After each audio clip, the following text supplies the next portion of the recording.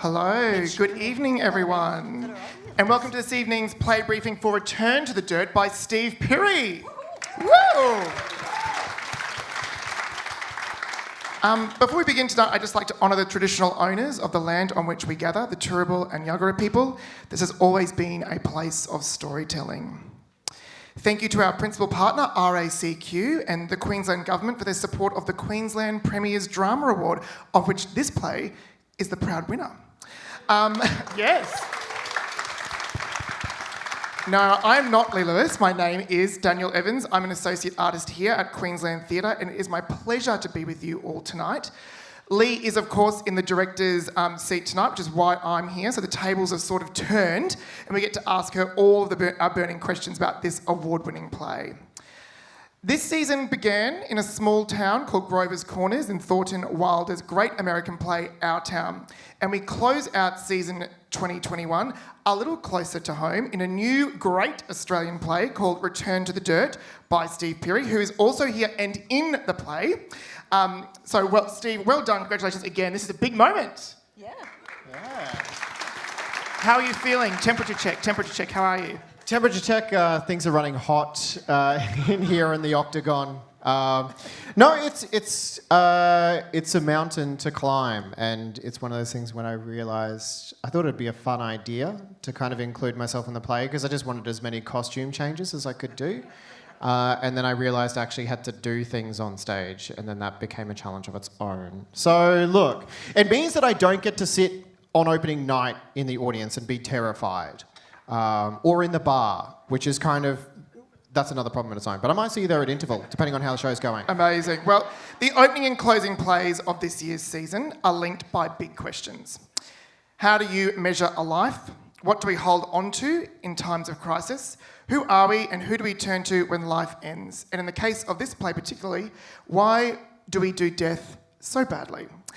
Return to the Dirt follows a playwright called Steve, who conjures a version of himself called Steve, as he recalls his one-year sea change, if we'd call it that, to Toowoomba, where he traded his life in the theatre for life in a funeral home, where he became an undertaker.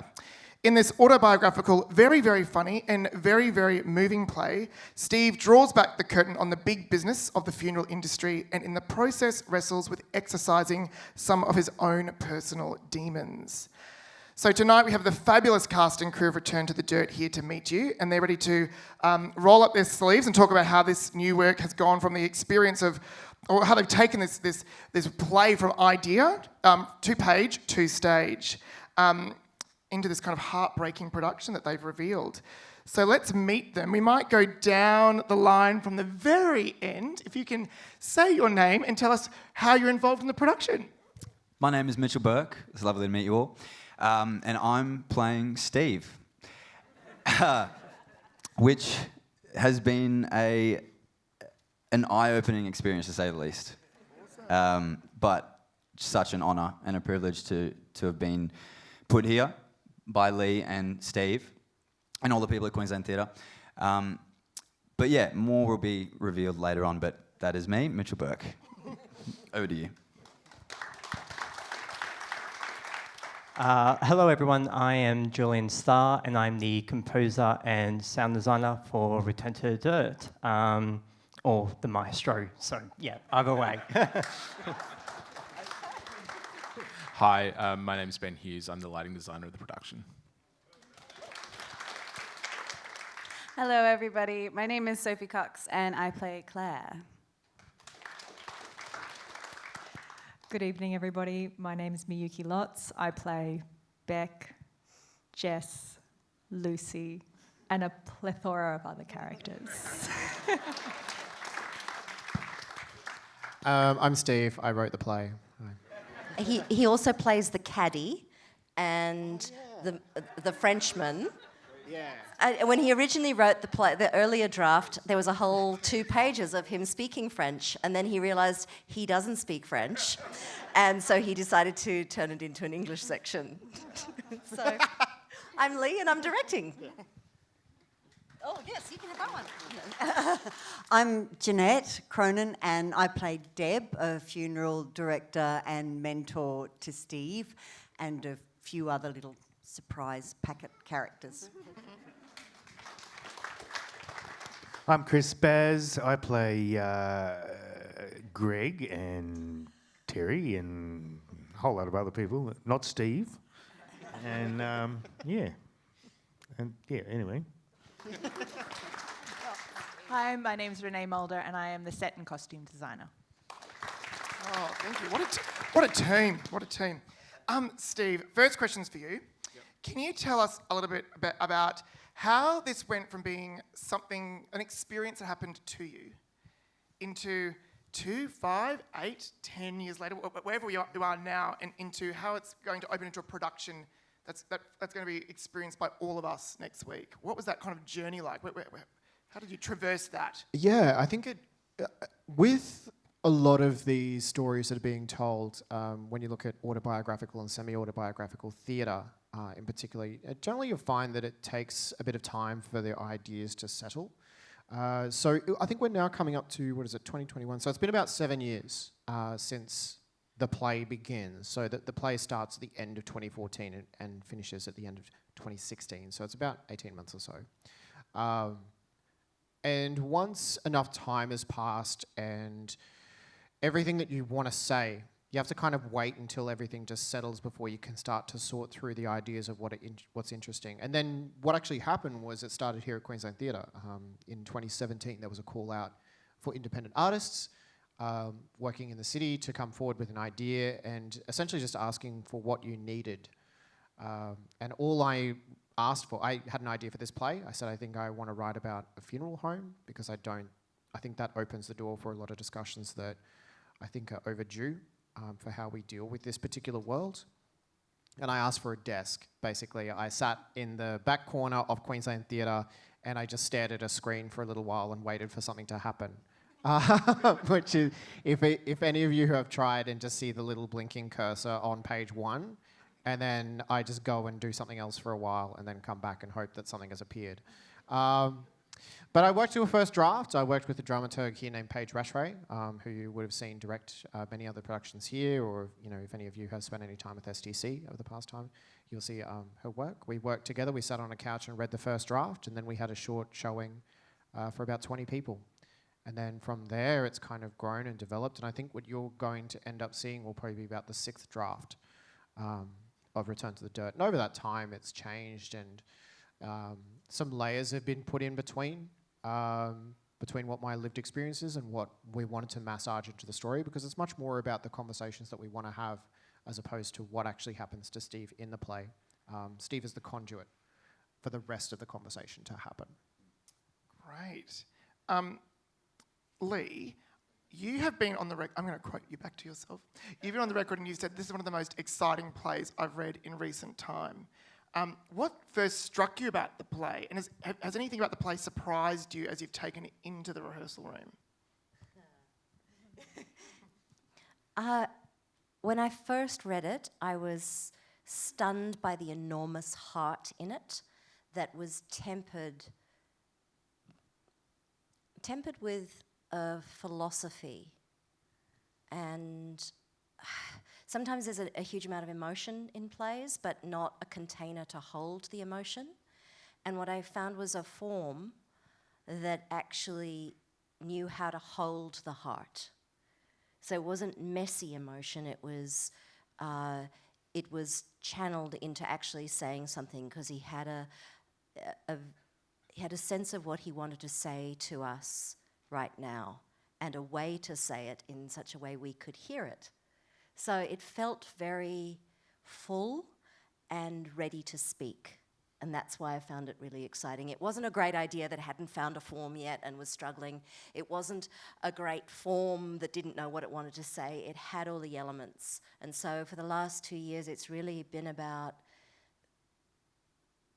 giving Steve the space and time to just strip away the elements that he didn't need, as opposed to find the ones that he did. And that was an exciting time to come into a work. So that's why I was genuinely excited. It's a big play. It's not small. There are a lot of people trying to write that 90-minute no-interval play that has punch. This is an old school play. It's two halves where the second half really delivers some big thoughts in there, and I found that really impressive. So I stand by what I said. There are a lot more props in the play than I anticipated, and they're really specific, which is slightly aggravating. So there's always that funny thing. It's a beautiful read as a play. When you read this thing, it flows really beautifully, and there's sort of a magical flow to it. And when you try and stage the damn thing, you kind of go, how do I get the gurney on stage in a flowing way? So that's been a little bit surprising, but that's all right. Amazing. I'm going to ask Mitchell and maybe both the Steves. Can you tell us what exactly happens in the play? What's the story, or what can our audience expect when they come along to watch it? No pressure. Yeah. Well, I'm 24 right now, and Steve was my age when he moved back to Toowoomba with his fiancée at the time, Claire. And essentially it's about just a young man who loves the theatre and made a deal with his partner that they would do whatever it takes to get through the wedding and get through this time in their lives so that they can come out on top and do what they really love. So I guess it's... So he gets a day job. Yeah, right, a day job. He does. He gets a day job at a funeral home, and all these situations and questions start popping up to him, and he has to deal with them basically just as they arrive. And we see him juggle that, as well as his own demons, as well as trying to maintain a relationship at the same time.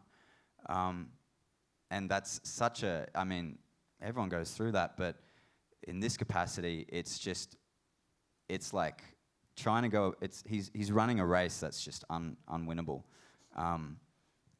Yeah. I guess that was like the cruelest question to ask. I know, Okay, I'm so we're just about to go into tech. Yeah, I've been going through a lot. I think you did a very good job. That's very good. Yeah, that's okay, but it's good. This is Steve. Like, I'm being Steve right now because he's really struggling his way to figure out how to deal He's with crushing it. things. He's crushing it. He's finding the right answers. Yeah. He's finding the right answers. Luckily, I got it all together now. Yeah. I've got it all figured out. Steve's my idol. Yeah. I think this is the thing, because I mean we all have a 25-year-old in our lives right now, right? Or you all know someone who's 25, or you might be 25. You know they've all got it together and they've got it figured out. But it actually is.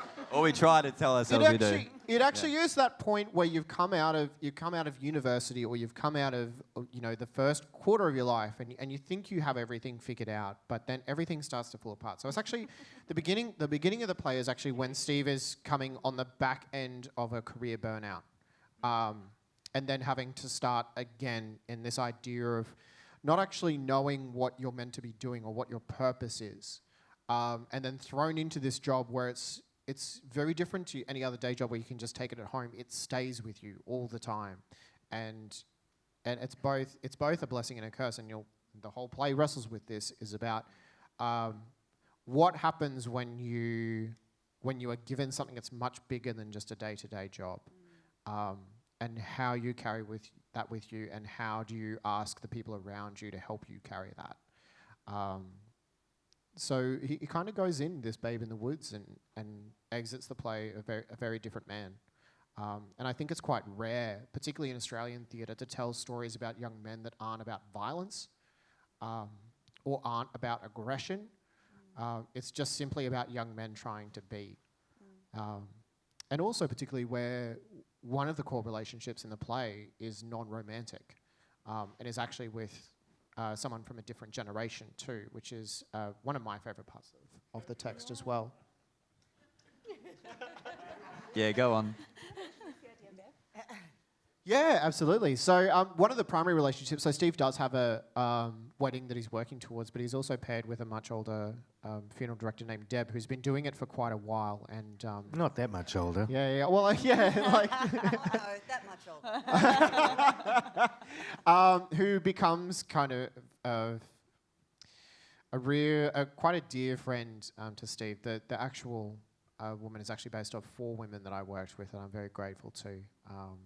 Who spent some time with in the place that I worked with, which was a gorgeous place to be, and taught me some really formative lessons. And that's all kind of guided through this character, who kind of takes Steve under a wing a bit and shows him a little bit about how everything works, not just about the home, but just about how to be a person again.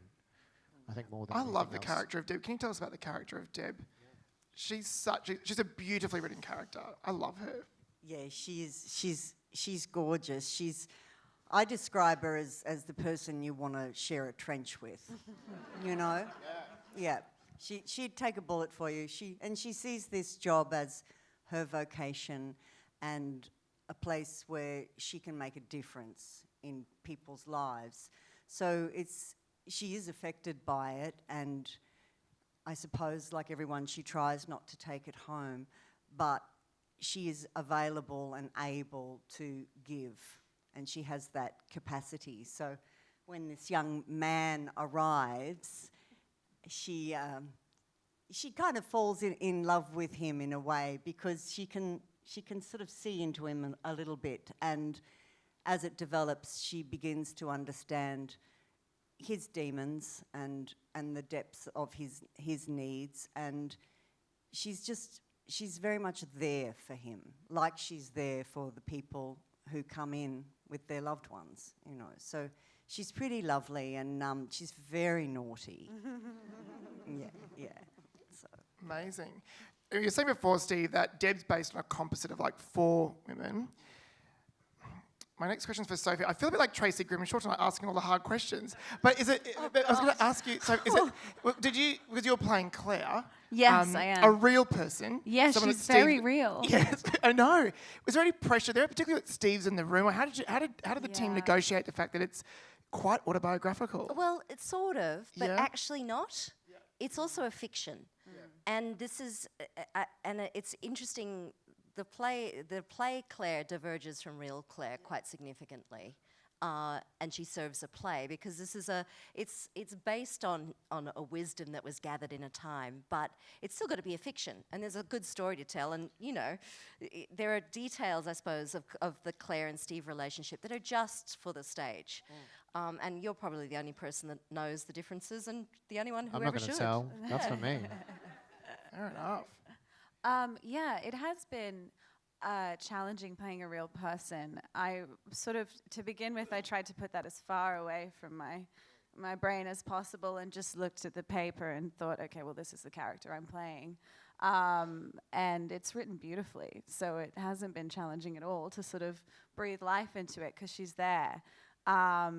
And I mean, I met Claire the other day. She's very nice. I didn't want to meet her before the run because I was too nervous.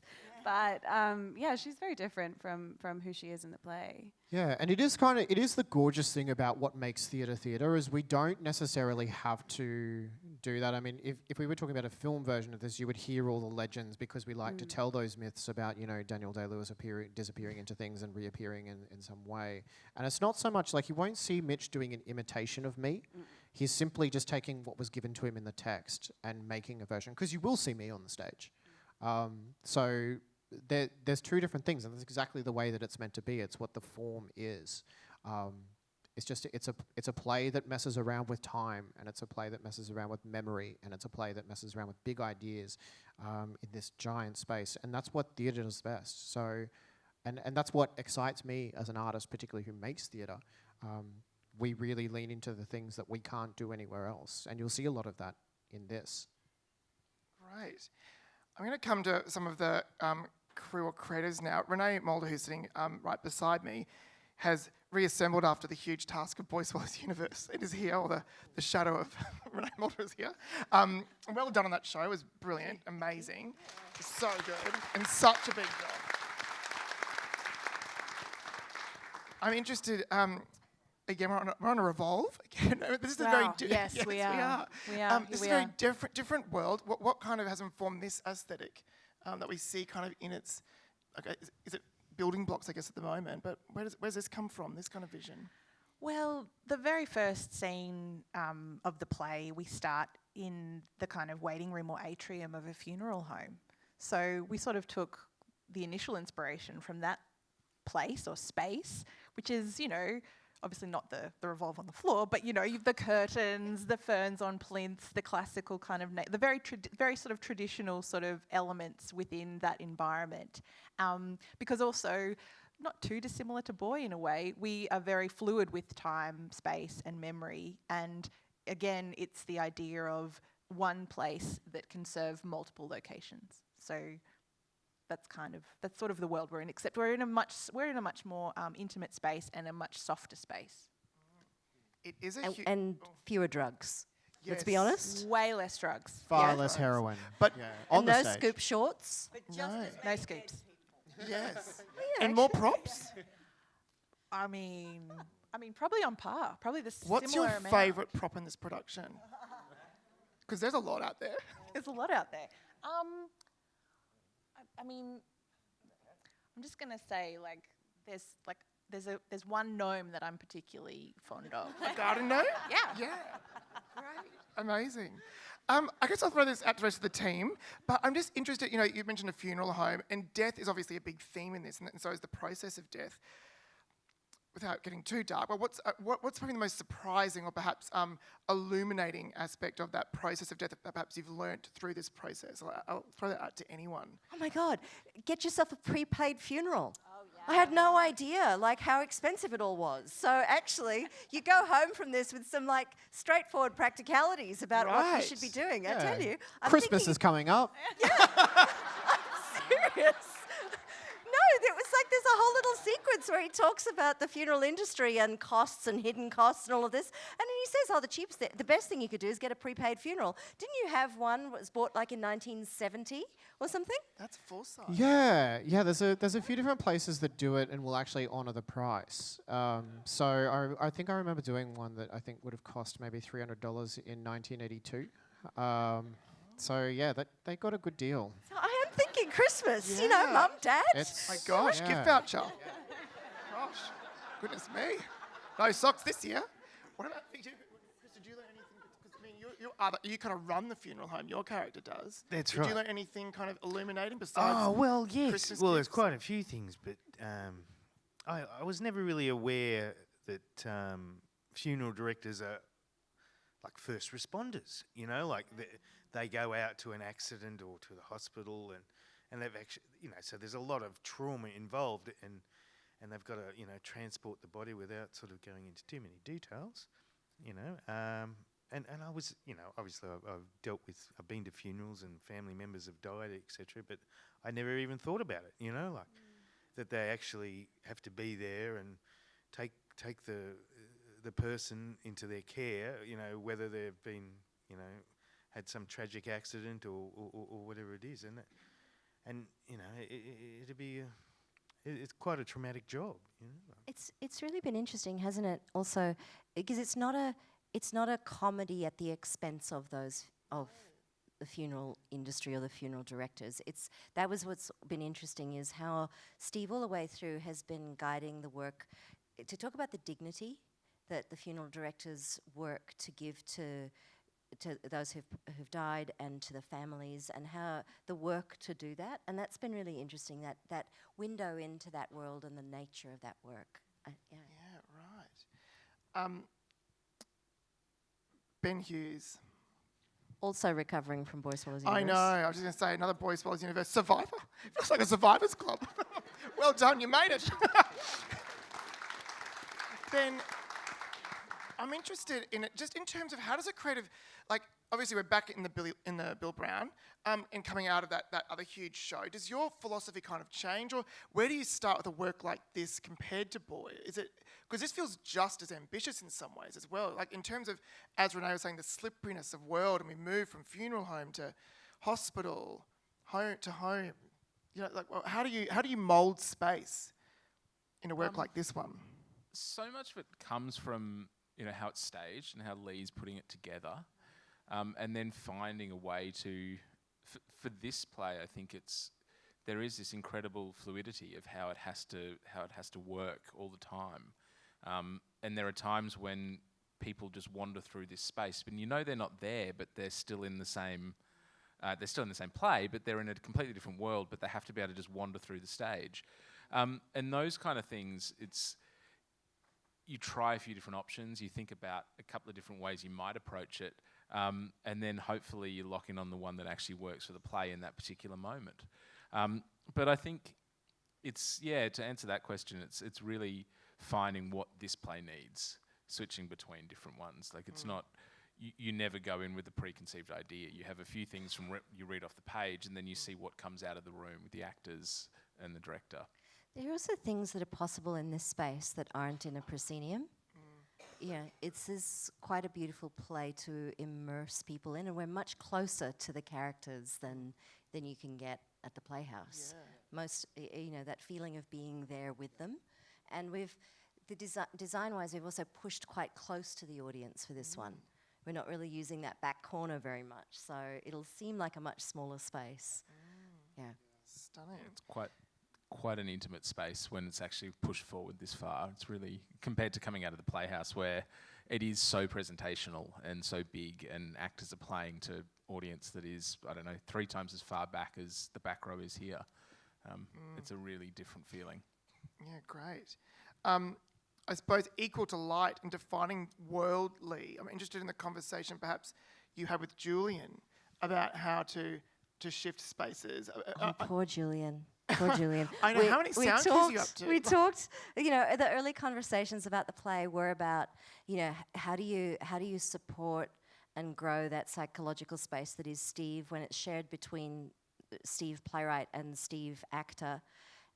How does that grow? So we got into some quite complex conversations at the beginning, and now we're at the crunchy bit where tech is about to start. And I'm going, no, the cow sound doesn't sound right. It needs to be more like moo, and I'm making ridiculous sounds at him and getting it. And actually, later on, I'm going to exploit you all, actually, because I need the sound of a crowd in here. So I'm going to steal all of your performances and put them into the play, but we'll get to that in a little bit. Poor Julian is all I keep thinking. Yeah, it's usually now I start turning off around about 4 or 5 a.m. in the morning, because it comes to that process of, with composers and sound designers, give us moving images, and then that's when the musical ideas all come together. And we've been quite fortunate this week where we have been rehearsing in this space and on this stage, and I guess it's been beneficial for all of us because the actors can, learn, how the revolve works and their ins and outs, whereas I can sit and just listen and compose around that. But like all things, what we've been discussing, my job, it goes back to one word: story. You read the story, and again, like as Lee was saying, weeks ago we had many in-depth conversations of what is the sound world, and it's not until you hit those first few weeks of rehearsals you learn what the tone is, and that's what we're all trying to do, is find what that tone is of the play, and then, as Ben said, you find an idea and you start running with that. And especially, the subject matter of the play, around death and music, it's something we all connect to at the end of the day in some way or another. And then, you finding pre-existing songs and, merging them into our world, and then for me to kind of work my magic all around that. So for this one, again, we've talked about like a lot of fluidity of the characters. And again, my philosophy as a composer, every show I do, I try and set out to do something new and different and exciting. And I'm using the piano, but I'm using a number of pianos. So I've got one piano, which is my main piano, and then I've got another 2, 3, 4 other pianos tied to that. So it's kind of creating a reverb, a beautiful palette of sounds, what you'll be able to hear with different characters and so forth. But, you know, I guess as well, for my nature of the play and the intimacy of this venue, you know, speakers and layouts, and I'm doing another interesting thing where I've got a number of speakers hidden around the stage and up in the air and all behind all of you. So I work in a very immersive realm and all of that. So again, it's a very interesting world what we're all creating, and again, the sound and the music is just one element. So I hope that answers it. Yeah, it does. Thank you. Amazing. All right, I'm coming for questions out in the audience in one question's time. Miyuki, I've got a question for you, because in that introduction, I was like watching you list off those characters, and I was speaking at the back, and it sounds like you have umpteen costume changes.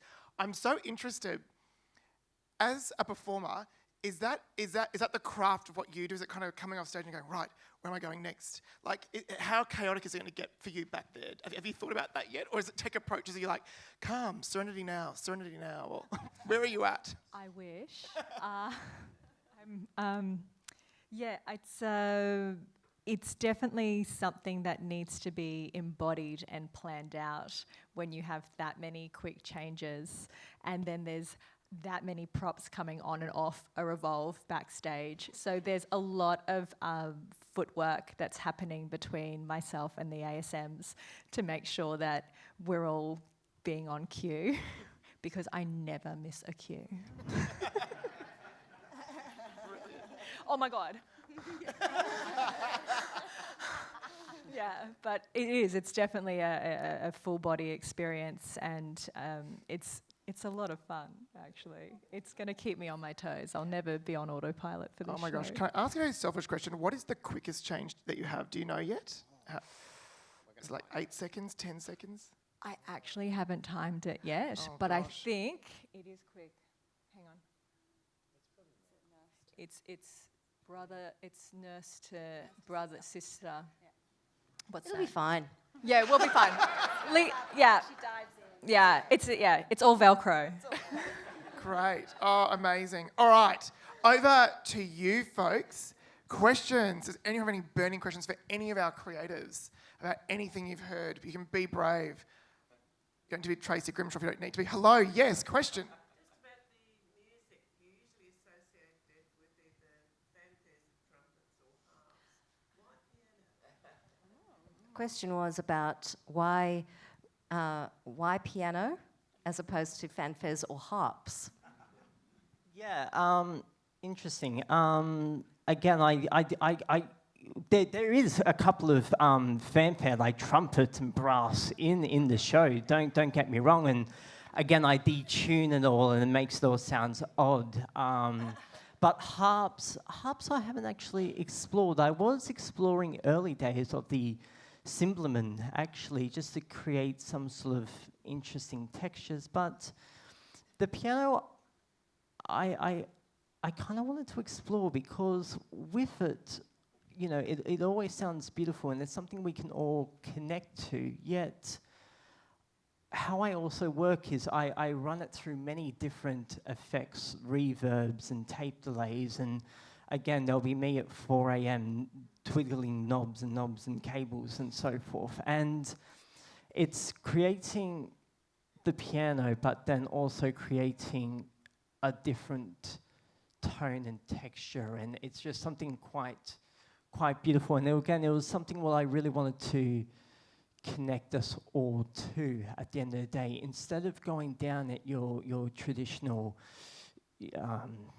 other instruments, things like guitar and so forth. And again, it was conversation, as I said, like earlier on in the piece with Lee and I in the pre-production process. And again, we're in Toowoomba at the end of the day. So again, do we go down that classic guitar path? But no, as I said earlier on, usually in that first week, you sit and you listen to the words, and you just get the sense of how it's been directed and how the cast are moving around and, you know, dialogue, and then I can just kind of weave in underneath there and not be too distracting and kind of supporting the piece. So, yeah. Interesting.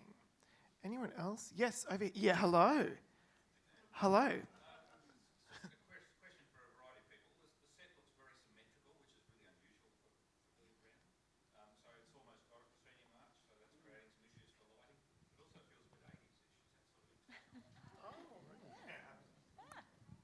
Ooh, some great observations.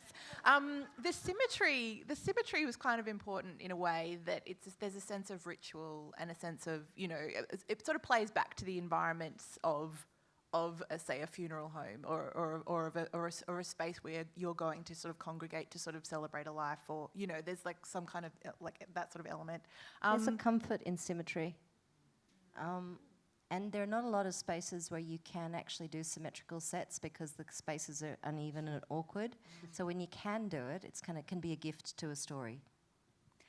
And as far as the age or the time frame, yeah, we were establishing that this isn't a up to date, you know. It had a good fit out in the late 90s. Yeah. That's exactly where we're going. That's exactly where we are. I'd say it's a little bit of a challenge, but it's not a huge challenge for lighting, in the sense of a design, you take from a design and then that informs how you light a show. So it actually, yes, it might add a challenge, but that challenge actually adds to how you do the piece. So every bit gives you a little bit more that forces a style or pushes a way that you might have to work a little bit. And I find that actually really useful. Otherwise, you've just got too many options. So actually having to have some parameters around it is a good thing. There's a whole lot around up here, and you know, there's a couple more to go in over the coming days, and then we'll put it all together and see what happens. Good question. Anyone? Yes, hello.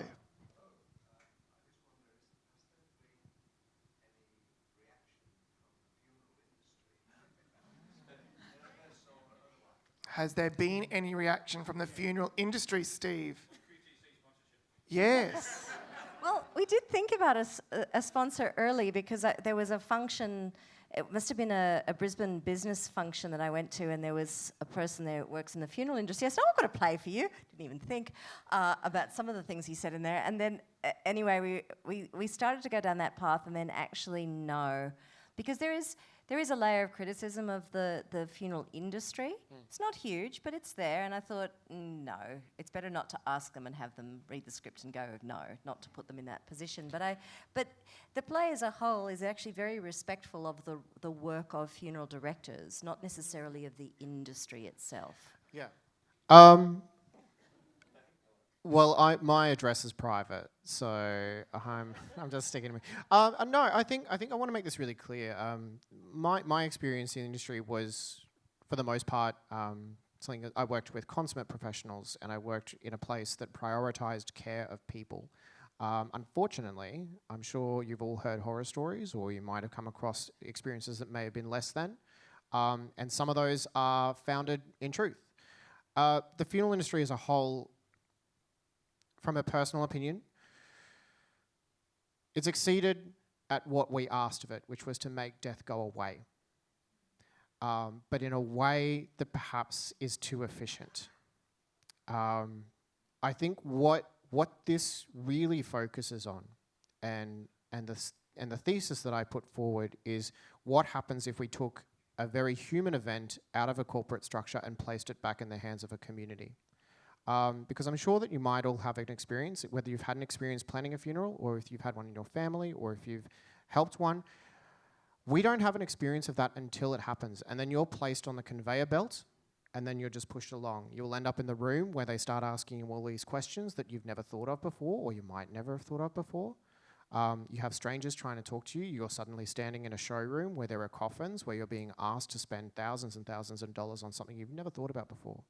And then you're signing invoices, and then you're being told to show up on this day, and you're being told to talk to all of your family. At the same time, you're trying to process what has just happened, maybe hours before. We had situations where we would go and literally take someone in the middle of the night, and that would be the last time their family would see them until then. Sometimes they asked that, sometimes they didn't. There's no one way to do this properly, but I think there's a lot of ways that we can improve how we do death in this country, particularly in the West. We need more time to process these things. It can't be done in 2 or 3 days like we want it to, as much as we want it to, because sometimes we do just want it to go away. But the problem that I came up against with we had people coming back 6 months later saying, I feel like it just happened yesterday, because you haven't given yourself the time to actually acknowledge that someone isn't there anymore. And I think that's where the industry is failing. I'm hoping that by the end of this, you have a better idea. I hope you're more empowered to make choices and to tell people what you want, or even just to sign something and put it in a shoebox and tell people where it is. That's all that needs to be done. We talk a lot about plays asking big questions, and this does ask big questions, but it offers you a very simple answer too. You can do this in the car ride at home. You can do it in the bar. Tell me, I'll keep it a secret, I don't mind. But talk about it. I think that would be the advice that I would give to anyone who has been through this process, or maybe about to go through this process, or knowing that you will, because we all will. Pass it on. Because unfortunately, when you don't have that choice as a family trying to make a decision, you may feel like you're making the wrong one. And that can be quite confronting. Yeah. Oof. Beautiful. Beautifully said, Steve. Thank you. I'm going to come back up and around. Oh, repeat question asker. I'm going to come to you with that. I'm going to move along the row. Ask, yes, what's your question? Yep.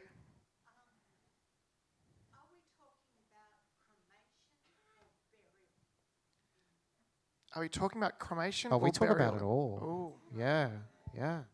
Absolutely. Yeah. Great. Okay, copy. That's covered. Excellent. Up the back there? Yes.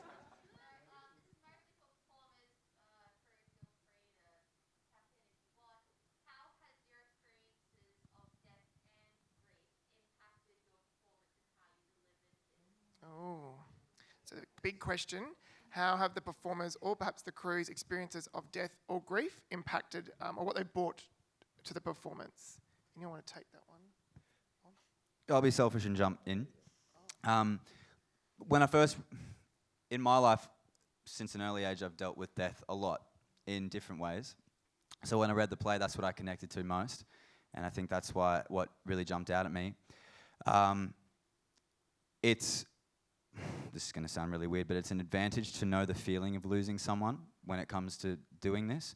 But nothing has compared to asking Steve what it's like to not go into a room where someone's bawling their eyes out and help them. The hardest thing to do is not do anything. And to me, so I guess I'm flipping the question, is that's what I learnt from how death has affected me, is to not do anything, because in my life I've always wanted to do something. So, and everyone does. You want to help the person that's grieving, but as a funeral director, you can't. The best thing to do is to let them do what they need to do.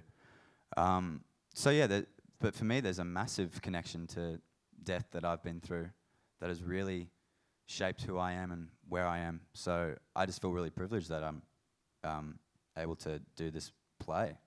Yeah. Lee asked me that in the audition. I think you said, is there anything in the script to you that is really close to home? And the funny thing about my character in the play, I kind of feel like I'm in my own play. Everybody else is doing a play about a funeral home, but I'm doing a play about planning a wedding. So I have a very different journey. But I think really, the death thing doesn't touch me too much. What does is sort of Steve's health, and that was the thing that I connected with the most, was being the partner of somebody who's not doing that great.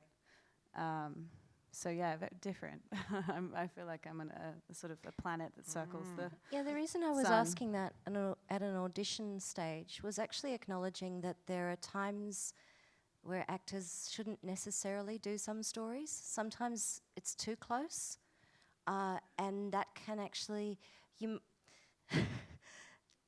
I think sometimes, and especially in this time where people haven't been working, you say yes to a job because you feel like you have to, or you fear if you don't say yes at this point that the person will never offer you a job again.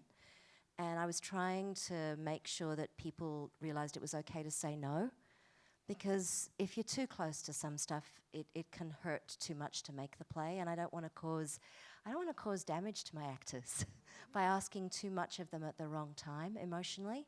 And there's no way to stop it. When you're working on a play that is beautifully written about something like this, it does pull at your heart, and it's your real heart. And yes, you build a fictional character, but your heart doesn't know the difference on a day-to-day basis. So you can actually end up too heart-sore. So, and it's not that people can't make those decisions for themselves, but I was asking because I wanted you to know it was okay to say no to a play. I said yes. She said yes.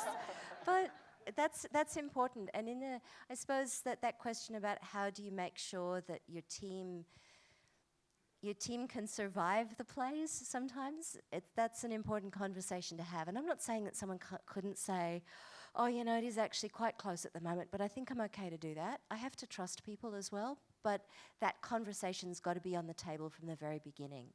That the process of rehearsal is really about separating out the personal from the play. We used to think of it as you pour all of yourself into it. All of yourself is there from the beginning.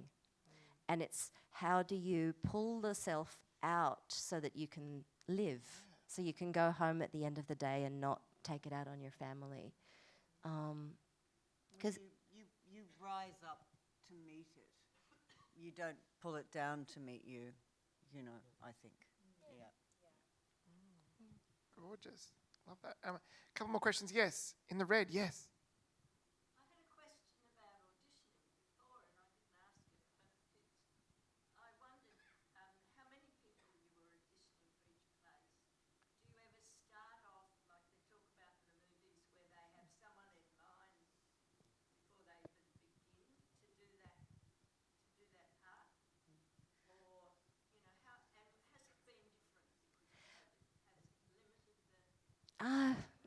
No, this play had quite a lot of development. So Steve had seen a lot of people reading the different roles, and every time we did a reading, we tried to get different people in so that it wasn't about, so that he was pulling on the different intelligences of different actors and different questions at different times. So it wasn't locked into particular people, which was really quite lovely.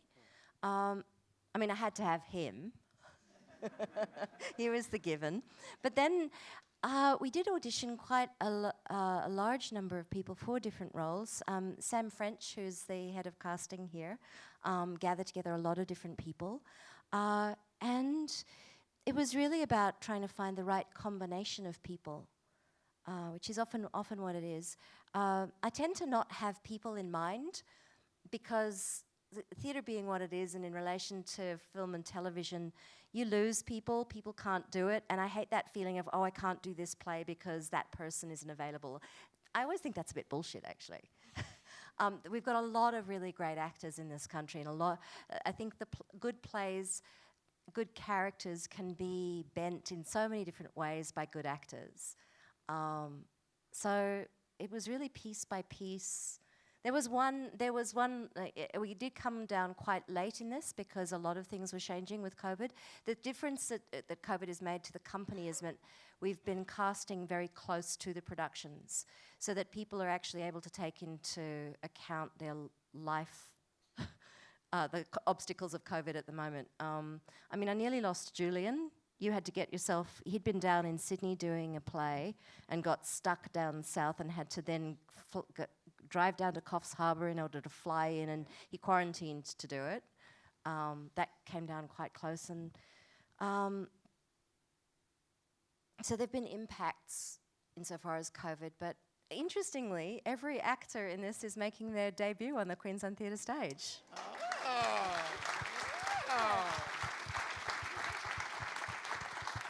Yeah, but it was actually a really lovely process sitting with Steve and hearing different, no, that can be a surprise. Oh, surprise. There are a few surprises that we won't spoil. Thank you for that question. It's a beautiful segue into the next part of the evening, which is congratulations, you all have a role this evening. We are going to record you as crowd. Well done, you've made it. You're making your debut too. I'm going to hand over. Who is directing this? Julian, Lee? Julian's got to go up the back and record it. I am going to direct you all. I'll be very kind about it. And if you feel a little bit traumatised and you come back 20 years from now, I've got Amanda Jolly in the room to witness to the fact that I've been very kind about this whole process. So there's a show within the show, which is actually, it's the embalming section of the play. Yes. There's a little show that is given about the embalming process, and our host for the evening comes out and has this whole little show that he does about it. I'm not going to give away the prop that he will be using to do that, but essentially there's a crowd response. Let me know when you're ready to go, Julian. Yeah. Hello, everyone.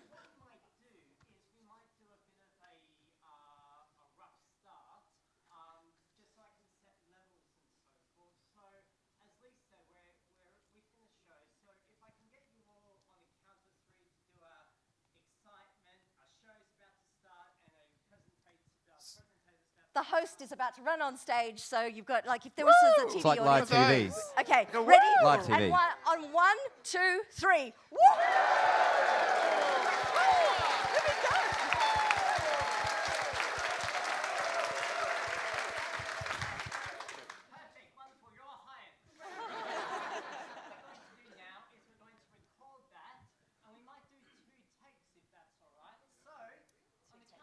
Do the action. He's going to run in. All right.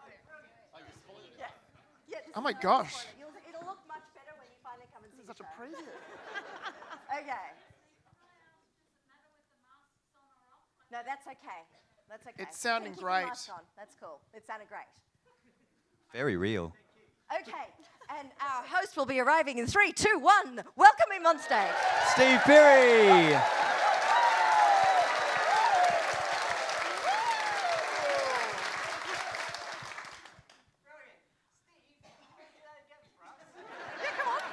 This is exactly what theatre is Some like. passion this time, Steve. Jeez.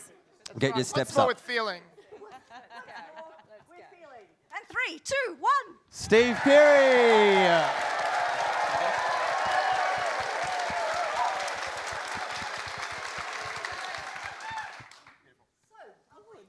Thank you so much. Okay. Oh my gosh, so you're all then, hired. so we're. Okay, so the next thing is going to come out is this amazing, amazing demonstration prop is going to come out on stage. So what I need from you all is a ooh.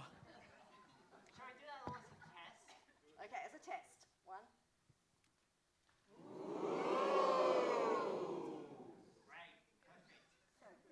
You have to not say great, perfect right after it because you'll have to edit yourself out.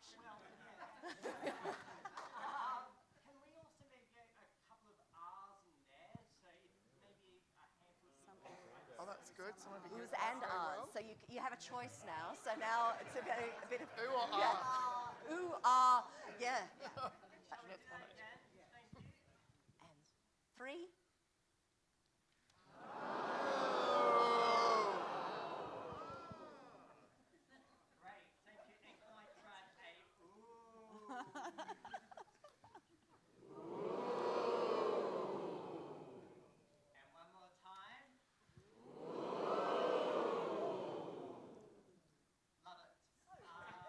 The gross one?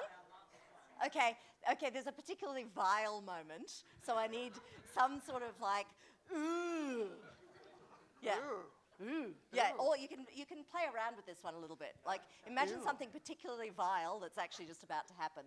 On 3, 2, 1. Oh.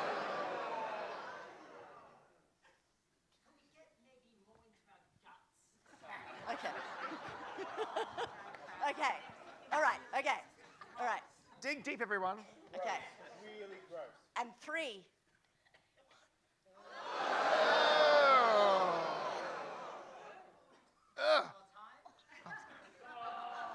Well, hang on. 3, 2. Gross. Okay, we're good. done, everyone. Thank you. Okay, keep that enthusiasm going because it is time for my favourite part of the subscriber briefing, and that is the raffle. Bring it on out. Ooh. Steve Pirie's going to draw it. Steve Pirie, the first one. Okay, because it's our last briefing, we have two prizes. The first one, ooh. The first one is a double pass to Dendy Cinemas, who have been a huge and amazing season supporter this year. So, Steve, who is the lucky winner? Oh, okay. I have purple A31. Oh, that's the winner. Oh! Stay there, stay in your seat. We will come to you. Okay, now for our major prize. And Jeanette, we're going to use you as our next person to pull it out. We need a new person. Fair. Yep, Jeanette. Okay, here we go. This is for a $50 voucher, food and beverage voucher to Bille Restaurant in West End. Very delicious. Okay. It is purple A01. Oh, in the front row. Well done. Stay where you are. We'll deliver that soon. Okay. Thank you.